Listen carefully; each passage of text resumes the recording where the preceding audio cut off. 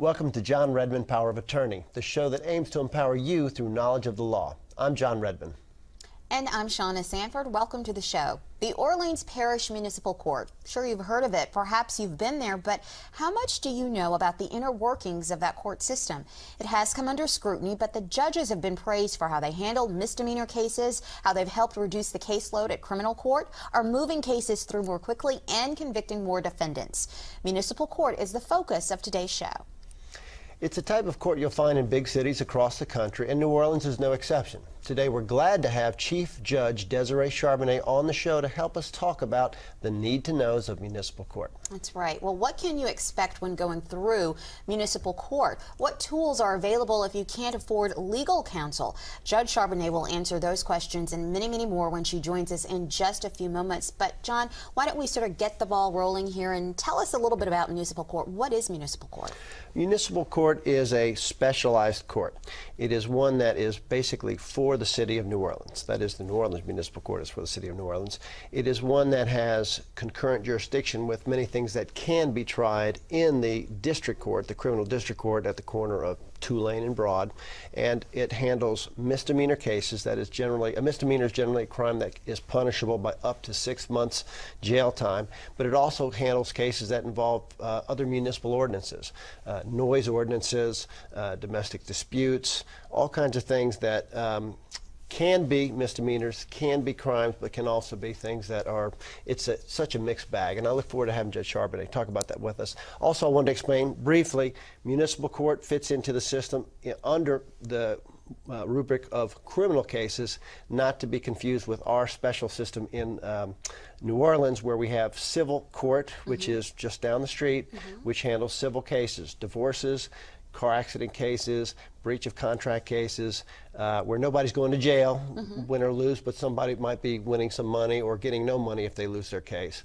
And then there are the courts of appeal, which handle the appeals of all those courts, and then there's the Supreme Court in Louisiana, and then there's the federal court system, which is for federal cases, which is almost a mirror image, but across the whole country. Right, and again, today our focus is going to be on municipal court. They handle a lot of cases, and as we mentioned in that intro, perhaps a lot of people have heard of it, maybe even been there, but there are a lot of questions about how it actually works. So coming up next, Chief Judge Desiree Charbonnet will join us with the answers to those questions and many more, so stay tuned. We'll be right back.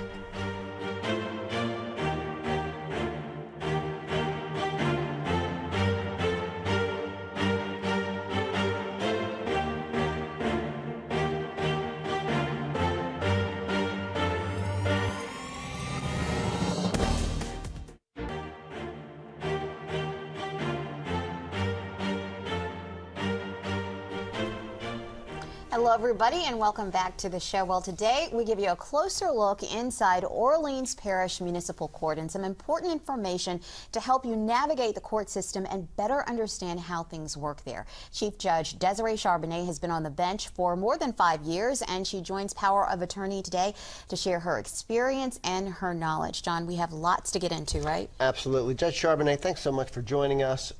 Why don't you just give your own sort of, how do you explain to lay people what happens at municipal court? Well, first of all, thank you all for having me and giving me this opportunity to explain the court better to the public. Municipal court is a court of concurrent jurisdiction. It's considered a limited jurisdiction court. We hear all variations or violations, I should say, of municipal ordinances that are crafted by the council and state misdemeanors that are drafted by the state legislature. The municipal court can sentence someone to no more than 6 months in jail.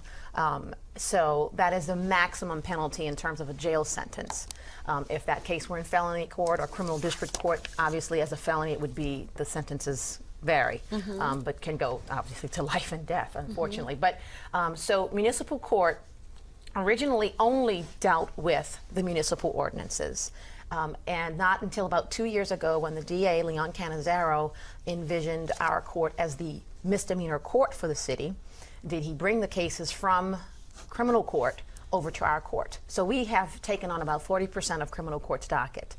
So now we are dealing with both the municipal ordinances and the state misdemeanors. All right, so let's kind of compartmentalize things a little bit here. So one of the things that has happened in recent times is our district attorney, Leon Cannizzaro, sort of didn't shuffle the deck, but he channeled all these misdemeanor cases that were being tried in the courthouse at Tulane and Broad, the criminal district courthouse, and channeled them over to the municipal courthouse and asked you guys over there to handle all of the misdemeanor cases, the state misdemeanor cases, along with those that you were already trying, so the courts, the judges in the criminal district courthouse at Tulane and Broad could focus their efforts on the felonies. Felonies. The things that scare everybody, the murders, the kidnapping, rapes, heavy drug distribution. What impact did that have on you guys? Did that suddenly mean longer hours? A mountain of cases that just More cases. Did they Yeah, just absolutely suddenly more show up on cases. your As I doorstep? said earlier, it's 40% of the docket from criminal court. So it is definitely more cases. It's a lot more work. We embrace the work. We make no complaints about it. We're happy to have the work. If it provides better services for the city, which is our job, then we're happy with that. Then we're doing what we're supposed to do. So it's a lot more work. So you said 40%, but for our viewers out there, in terms of numbers, you're talking that's a good hundreds and question. hundreds of cases. per Absolutely, month? thousands of cases. Thousands of cases. Thousands of cases. And I made a quick list to break it down. The types of city cases we get are disturbing the peace, trespass, public intoxication, batteries, simple possession of marijuana, truancy, animal violations, things that are started by the SPCA. And the state cases are domestic abuse batteries, simple batteries, assaults, concealed weapons, marijuana, drug paraphernalia. I think that covers it all. But that kind of shows you how the different ways they come to us. Now, you said something earlier, and John, you mentioned this earlier too. It's a phrase. You said concurrent jurisdiction. Why is that important for our viewers? What is it that they need to know about the concurrent jurisdiction? Well, it's important because the viewers need to understand that we can hear state cases. Basically, it was a statute that was passed that gave us jurisdiction over not only the municipal ordinances, but also the state misdemeanors. And it's important for people to understand that, because I think people think municipal court is just going to be the municipal ordinances, the city ordinances, but that's not the case any longer. For years and years and years, it was only municipal ordinances. So now with the state cases, it's state misdemeanors. Because my court can't sentence anyone up to more than 6 months. And that doesn't matter if that misdemeanor is heard at criminal court or in our court. 6 months is the max. That's the max. Right, and again, just to explain just a little bit further, there's laws that are that call for or describe crimes as misdemeanors that come from the legislature, which are misdemeanors, and that there are crimes that are called misdemeanors that come from ordinances, and ordinances come from our city council. That is correct. Okay. They are the legislators. And if it comes from our city council, those would automatically fall within the jurisdiction of your court, the municipal court, correct? That's correct. All right. And now they're all, in order to try and streamline the process, all those are being handled by you, those judges along The 4 with you. judges at municipal court. And let me just make this one exception that I just thought of. If you have a felony charge at criminal court and a misdemeanor tied to it, then that case is going to follow the felony court. The idea is not to break those up. Okay. These are standalone misdemeanors. Okay. You know, if you're a felon with a firearm and you're caught distributing drugs, then you're going to be, well, both of those are felonies anyway. But if you have a misdemeanor connected, that's going to stay at criminal court. Okay. It's just more efficient. It's more efficient. And let me clarify one thing too, because I didn't mention this when I was describing courts before.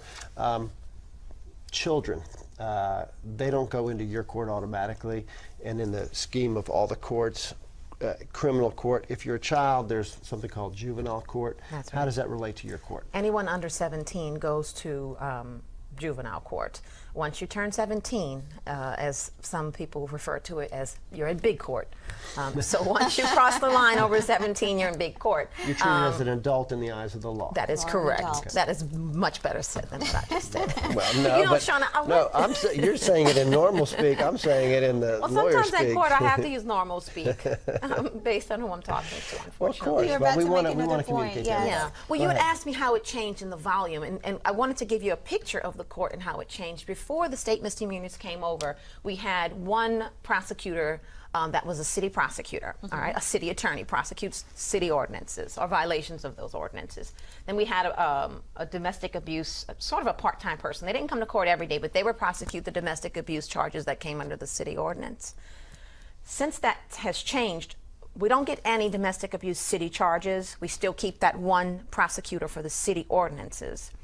However, with the influx of the the misdemeanor cases from state court, we now have a general prosecutor for the state court, for the state cases, and a specified domestic abuse prosecutor.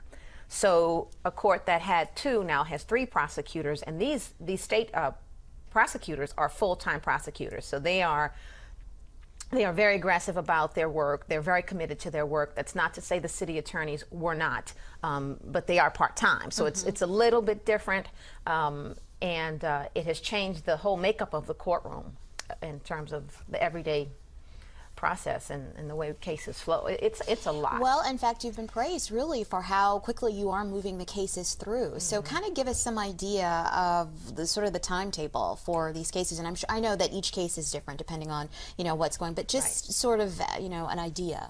All right, so if it's a charge that you're arrested for, all right, so the police stop you, arrest you for whatever it may be, they're going to bring you to booking, to lock up. You're going to be processed there. The law says that you have to have a judge review your case within 48 hours for a probable cause determination, 72 hours for the appointment of an attorney. Okay. All right, so those people need to be brought to court quickly, all right, so we can determine whether there's probable cause. Probable cause basically is, do I have reason to have this person in jail? If I don't, then the law says I shall release them. The law also says I shall release them if a judge does not review their case in 48 hours. So if by the time they get to my court and it's been 72 hours and no judge has reviewed that case, You have to let them go. I have to. It doesn't matter what they're charged with. And it could be sometimes it's a scary case, but they have to be let go. You don't have the discretion to say, Absolutely but it's not. a scary case. That's the law. It's the law. So, but that's not your concern. That's the people who are charged with watching him, the police, the Sheriff, make sure sheriff. they get them, and generally they do a good job. Sure. Each judge has to sit one weekend.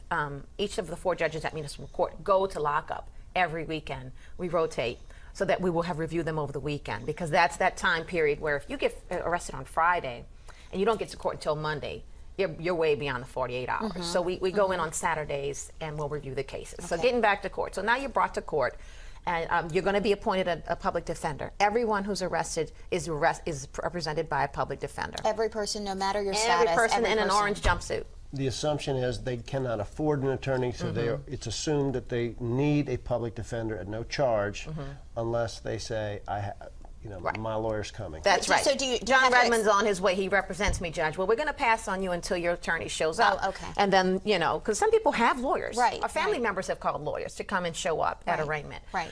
Generally, you'll get, they enter the plea, not guilty. We'll set them for trial. If that person, and I have to set a bond, if that person can't make their bond, our procedure is to return them to court in 21 days for trial. So it's a lot. It's a rapid pace. So we figure you're sitting in jail in 21 days. We need to bring you back. Let's go to trial in this case. They're not always ready for trial. It could be either side, but that's basically the process. Now, if you bond out, or if I feel you're not a risk, sometimes a public defender will say, "This person has no history whatsoever, Judge. He's here on a disturbing the peace and something else. And can you give him an ROR, release him on his own recognizance?" I'm amenable to that if they don't pose a threat to society. So that person will walk out without a bond. Now, I'll make sure they understand you have an obligation to return to court. If not, I issue a warrant. You'll serve time for contempt. So we'll go through that to make sure they understand the severity of missing court. From there, if I release them, they'll get a trial date to come back to court. Some people plead at arraignment. Some people decide to plead guilty. And then later on, they come back and see you, and a trial is held? Yes, a trial is held. Now, I advise everyone of their right to an attorney. Some people come back without an attorney. If they are charged with something that it seems serious, or they have a very long history of convictions and charges, then I'll tell them, listen, you're facing a domestic abuse battery second. You have convictions. Second offense. You've already been convicted once, so it's now a second offense. It's now a second. That's what that means. You've got it in your jacket. You've got some armed robberies. You may have all kinds of other convictions. So listen, DA is going to put on the record that they're asking for you to serve the maximum jail time. You need a lawyer. Maximum jail time again, up 6 months. 6 months per count. Per count. That's right. Okay. Per count. Per count. And they put them sequentially, not concurrent. It's kind of up to the judge. Okay. The lawyers make the arguments. If you depends on who's best, and then at the end of the day, it's on us to decide. So Okay. it can be concurrent, Okay. Or not. I interrupted you. I'm sorry. That's So okay. then what I happens? so then, I urge that they get a lawyer, and then it kind of goes into a point we wanted to Right. discuss, and I don't mean to jump the gun with you, John, but yeah, then that brings up the issue of a public defender for you outside of court if you're not arrested. I mean, if you're not incarcerated any longer. And what we'll do typically when someone shows up for their arraignment, if they've not been arrested, I'll ask them if they're going to hire an attorney. Everybody needs an attorney, in my opinion, because no matter what, generally they're not attorneys, and you're going to be trying a case against someone who's been practicing law for a long time, an experienced attorney. And so what if you cannot afford an attorney? You don't have the funds for legal representation. Well, then I'm going to discuss with you some financial issues. I'm going to ask you if you're employed. How many dependents do you have? Where do you live? What do you make per hour? Things of that nature. and do do you you pay find rent? that happens a lot in your court? That a lot of people yeah. cannot afford attorneys? Yeah. Just- The vast I majority know of it people that come depends. are It generally indigent. depends, but if you make $100,000 a year, you don't get a free attorney. But if you make No. $20,000 a year and you have a child, are you going to qualify? Probably. Okay, Yeah. good. Probably. I mean, we want to give people a general sense. I know it's not a guarantee for every individual who. Right. No, I mean, we all know we have this reality called the working poor in our country. And that's very true. And even though someone is working, doesn't mean they can afford an attorney. Right, yeah. And, again, you asked if they have a child, depending on how many dependents you have. So Yeah. what I have to do is give credit to the Public Defender's Office here. They have set up a full staff in our court. We've given them space in our court. When somebody comes to me and says, Judge, I can't afford an attorney, I'll say, I told you to come back with an attorney. I can't afford one. Okay, I said, listen, go and speak to the Public Defender's Office. See where they fall. If you fall within the guidelines, it has to do with the poverty level. Then they'll bring them back and they'll come in with a piece of paper that says that, listen, we're going to represent this individual. And it will be, there's 2 public defenders in my court. I did leave that out. And I'm going to have to ask you to make that point as soon as we come back, Yeah. because All we right, do we'll have pick to up from take a there. quick break, but we will come back and let you finish that thought. And when we come back, our viewer questions about municipal court and how it all works. So stay tuned. We'll be right back.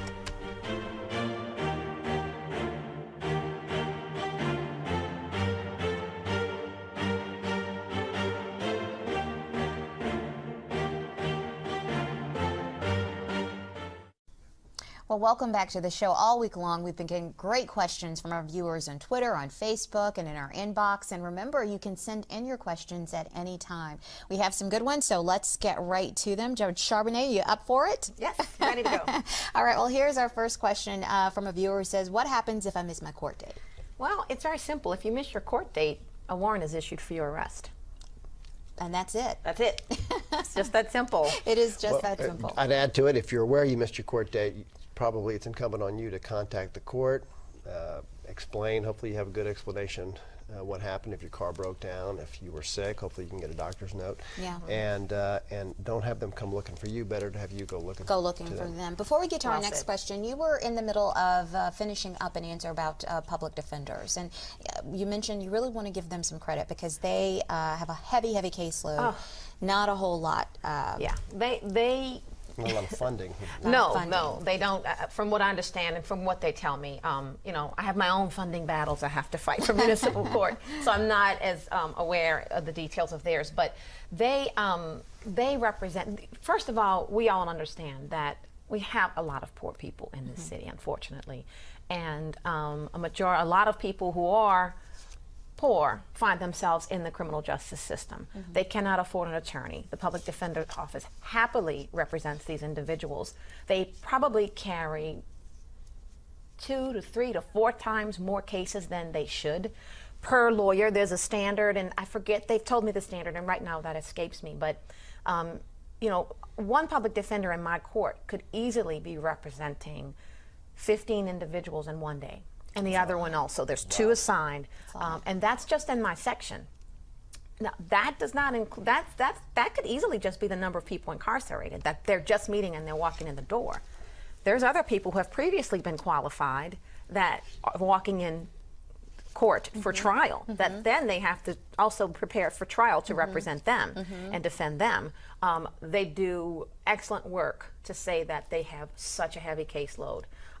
Sometimes I wonder where they get so creative in these arguments. And I mean, I just wonder, I'm like, how do you have time to do this with the caseload you have? But they do a fine job, and I have to give them credit. Well, that brings us to another question that we have from a viewer, and this viewer says, do I have another option if I don't like my court-appointed attorney? Probably not, and again, that's probably a question more pointed toward the public defender, the supervisors there. Certainly you could call a supervisor at the public defender's office and say, listen, I don't like this guy or gal, and there may be a reason why. They may assign you a new public defender, but if the case is in Section C, which is my section, and those are the attorneys assigned to that section, generally that's the lawyer that's going to represent you. That's the But lawyer you could talk to a supervisor. Just one footnote. If you can come up with the cash to go out and get your own private lawyer, well then you can say, I've got a new lawyer, I'm paying her my That's borrowed right. money, and I'm going to pay her. Then you can always get a private attorney to step in. Right. Then that's only for the lucky few who can afford it. Right, right. Speaking of a lot of the cases that you handle, the mentally ill, you see them quite a bit in your courtroom.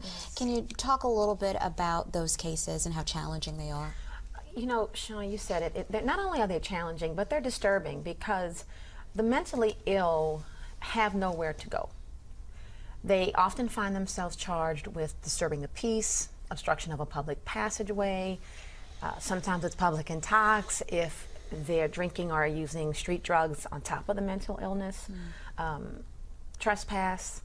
And part of that is because they're often homeless. All right, so we've got a combination. You have a homeless person and a mentally ill individual who is simply looking for somewhere to sleep at night. It's a challenging problem, and add to that, I understand that, and you brought it up, drug addiction. You see a lot of people that are in front of you, in fact, on a regular basis, that have apparent drug addiction issues. Absolutely. Oh my gosh. That's a big issue, y'all. It's something that we work very hard on getting people help. As opposed to incarcerating you, we want to see if you can't go to a program. We send you to Odyssey House. So there are programs that are offered in lieu of simply sitting in a jail cell. On drug addiction issues. But you have to remember, it's like anything else. It's like a diet. You've got to be ready. So if I force you to go and you don't want to go, you're released to show up and you don't show up. And you know, when we talk about funding, these are the things that we really could use, where we had transportation.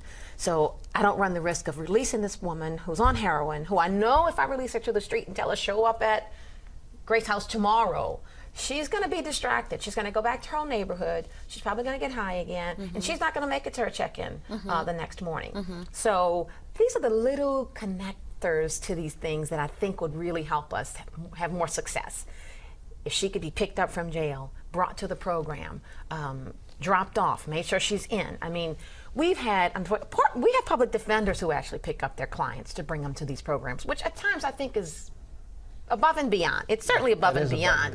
Right. But we've had instances where they stop at a red light and the person darts out of the car. So it's kind of getting them there. And y'all, as I said, you know, a person has to be ready.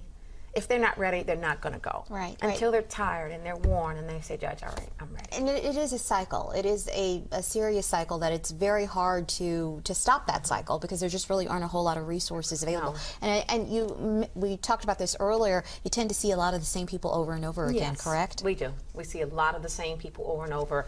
There's one particular gentleman that was hit by a car, and he was always charged with public intox and obstructing the free flow of traffic.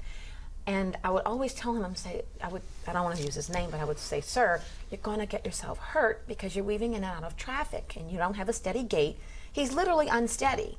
And he got hit by a car in General de Gaulle and was killed. Oh, and it was so gosh. sad. That's very We sad. lose a lot of people when we read the news. We'll see people who are casualties of their issues, of their addictions. But I just wanted to let you know that mentally ill is a whole nother story. And I'll just say briefly, obviously, when a person presents themselves to court and they clearly aren't with us, for lack of a better word, public defender will generally walk up and say, Judge, I've tried to talk to this individual. I don't know that he can help me in his defense. I'll order a psych evaluation. That person will be evaluated within 21 days by a psychiatrist who will then give me a report that states whether they are able to assist their attorney in their own defense or not, and then list some of the illnesses that they're suffering from. I am bound to send them to University Hospital for treatment. They stay there for 72 hours and then they are released. And this is where our system literally, they just drop off the edge. Really? Because that's it. That's it. After the release 72 is- hours, they go back out. We lose them. And we don't then- see them again That's it. until they're charged again. Until they find themselves they in are trouble charged again. So it is a sore spot. Yeah, yeah. Another area that needs attention. Yeah. That plus It's- funding for the courts, plus help for those with drug addiction. Yeah, a lot of serious issues. We've learned so much today. Thank you so much for being with us, Chief Judge Desiree Charbonnet. Thank you so very much. Thank you both. It's been a pleasure. Thank you. That is all the time we have this week, so be sure to join us next week when we delve into another hot legal topic and cover some of the basics that you need to know to make sure your rights are protected. Thanks to Judge Charbonnet, and thanks to all of you for continuing to support the show. Don't forget to get in touch with us by Twitter, by Facebook, and by email. And remember to check out jrpoa.com to watch whole episodes of the show and to get great legal information about all the topics discussed. Thanks, and we'll see you next week.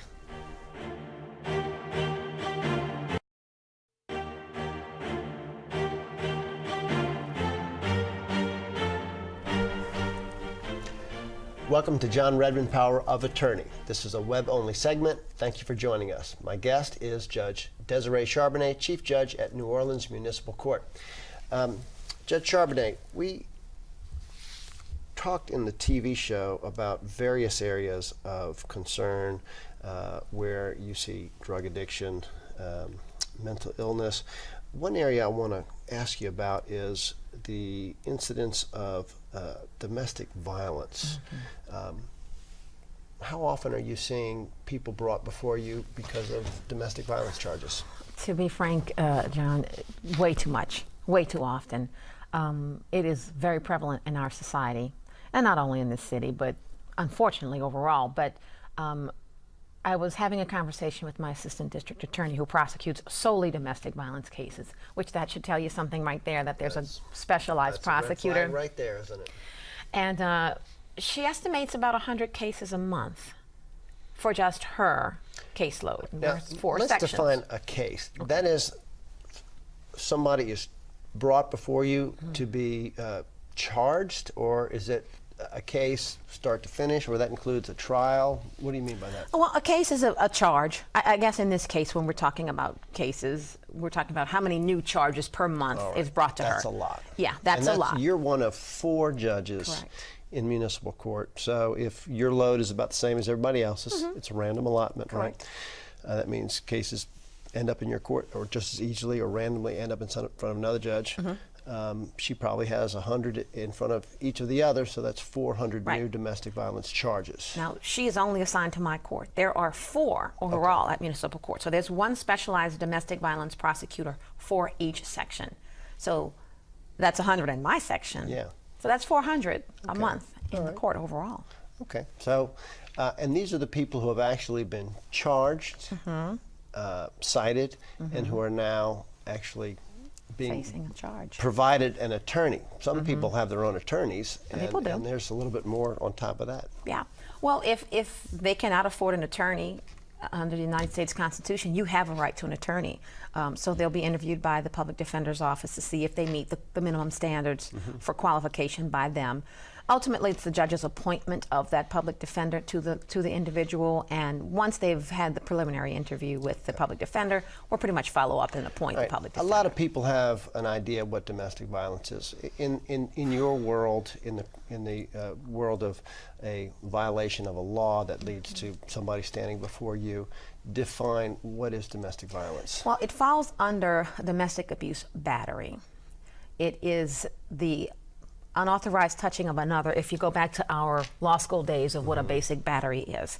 But in a domestic abuse situation, it is someone who is in a relationship, have been married, former cohabitants who may not have been married, individuals who share a child together.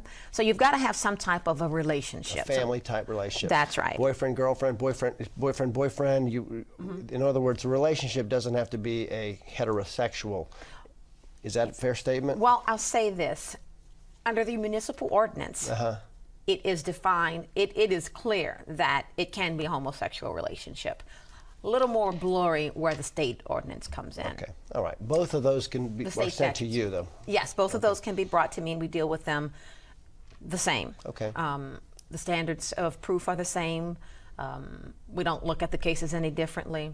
So yes, they're the same. But domestic abuse can be anything from a pushing. You push your wife. You get in an argument with her. You push her down. She falls over the steps and she gets some bruises. To you getting so mad that you've punched her several times. You've kicked her in the chest. You've kicked her in the stomach, and you started choking her. So they vary. The severity of the types of charges, they vary.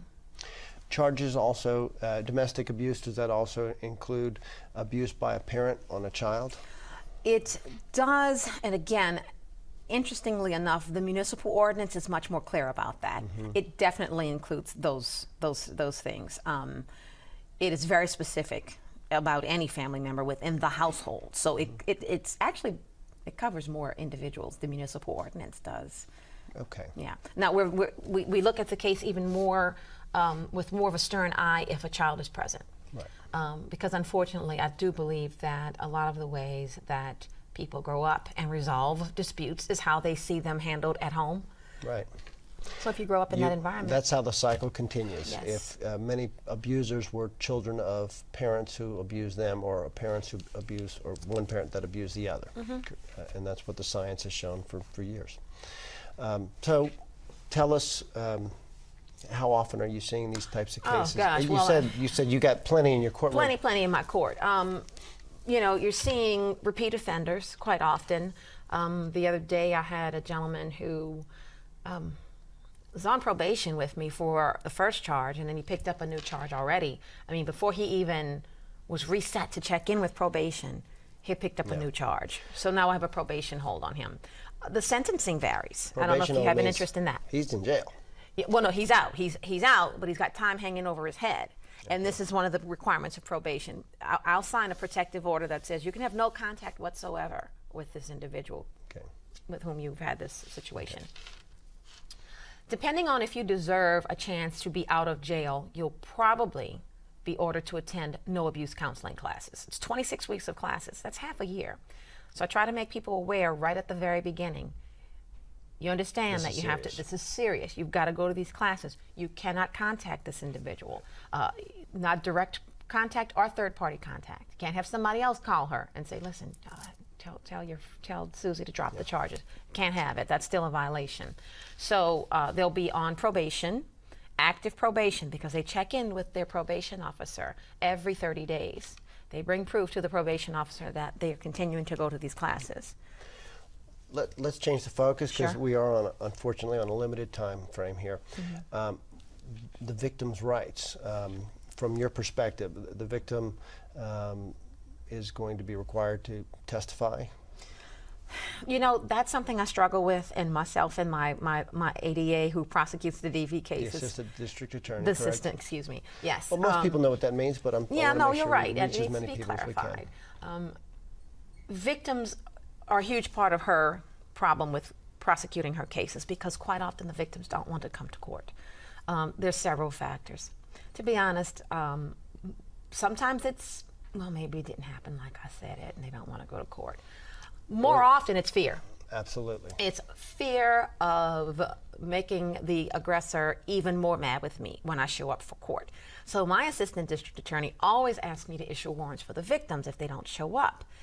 And I'm conflicted with that, because on the one hand, I feel like, why make a victim? Right. Why subject her to being arrested on a warrant then when you she's a have- you victim, or he? Right. But then you perpetuate the problem, and if the bad guy doesn't get punished and he Right. gets away with it, then Right. he is going to be emboldened to continue doing it. That's Correct. But then, John, you got to think about this. She can come. I can have her. I can drag her into court, and she can get on the stand and not say a word. Right. So it's a big problem. The victims are. challenge. You're right. It's a challenge. The best case scenario is if an assistant district attorney can try this case without the victim. Right. But so much happens inside. Right. You know, your neighbor would have to notice Right. that Mary just got beat up on the lawn. And even if Mary didn't want to testify, then you've got a neighbor who you can bring in. She can say, I saw the whole thing. And you can get a conviction if that's, obviously that's the goal. But One thing I'm going to mention now for those people watching the video is on the website, jrpoa.com, we're going to put domestic abuse help hotline information. If you're a victim of domestic abuse, you are not alone. There are so many other people who have been down that road and they have gotten out of that vicious cycle. So any other final words of advice to anybody who are confronted in this situation? Maybe you've been charged with abuse charges, but somebody's making a mountain out of a molehill, or maybe you're a victim. Final words, thoughts you'd like to share? Well, it happens where people make a mountain out of a molehill, and the challenge for the courts is to determine when that occurs. Being honest, don't call the police if it's not that kind of thing, because then the other person, and I'm not going to just say a man, because women are often charged also, that person has a charge of a domestic abuse battery on their record. So, And for the victims? For the victims, you got to speak up, because it never stops. You think that if you don't show up for court this one time, it's not going to stop and he'll be happy, but in fact, it does not. He's actually just gained more control over you. And the advice I add to that is, if not for yourself, do it for the children in your household. Teach them that this is not the kind of behavior that is to be tolerated, because if you allow it in front of your kids, then your kids, you'll find, and statistics, science bears it out, will be victims of abuse too. Absolutely. So thank you so much to your service to our community, Judge, and thank you again for being here and sharing with us all this information. We hope to have you back on the show soon. I'd love to be back. Thank you again. Thank you. Thank you for joining us on John Redmann Power of Attorney on this special webcast and on the special internet-only interview, and we look forward to seeing you on other productions of John Redmann Power of Attorney.